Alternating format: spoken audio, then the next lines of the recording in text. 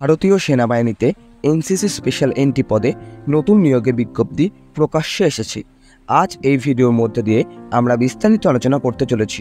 শিক্ষাগত যোগ্যতা কী লাগছে, বেতন কী রয়েছে, বয়সসীমা কত থাকতে হবে, নিয়োগ প্রক্রিয়া কতদিন পর্যন্ত আবেদন চলবে, সমস্ত কিছু মিলিয়ে আজকের এই ভিডিও। সুতরাং ভিডিওটি স্কিপ না করে মনোযোগ সহকারে প্রথম থেকে শেষ পর্যন্ত দেখতে থাকুন। আমাদের চ্যানেল যদি আপনারা প্রথমবার হয়ে থাকেন, চ্যানেলটি সাবস্ক্রাইব করে রাখবেন এবং পাশে থাকা বেল আইকনে ক্লিক করে রাখবেন, কারণ নিয়মিত চাকরির আপডেট আমরা এই চ্যানেলের মাধ্যমে দিয়ে থাকি। চলুন বেশি দেরি না করে আজকে ভিডিওটি শুরু করা যাক।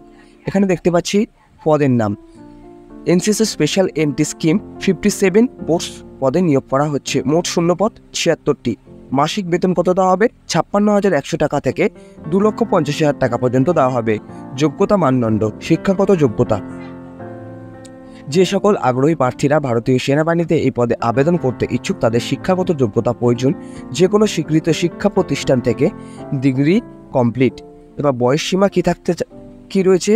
যে সকল আগ্রহী প্রার্থীরা ভারতীয় সেনাবাহিনীর পদে আবেদন করতে ইচ্ছুক তাদের বয়সসীমা 1/1/2025 অনুযায়ী 19 বছর থেকে 25 বছরের মধ্যে হতে হবে।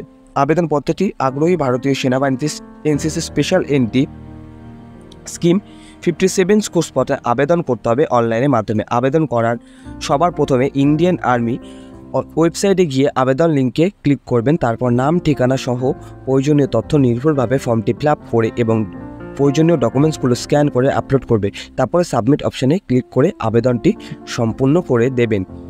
আবেদনের বয়সসীমা কী চাওয়া হয়েছে?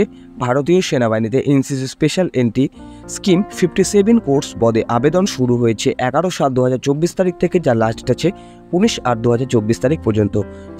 নির্বাচন প্রক্রিয়া: আগ্রহী এখানে যে পদ্ধতিতে নির্বাচন করা হবে তার সম্পর্কে বিস্তারিত আলোচনা করা হলো।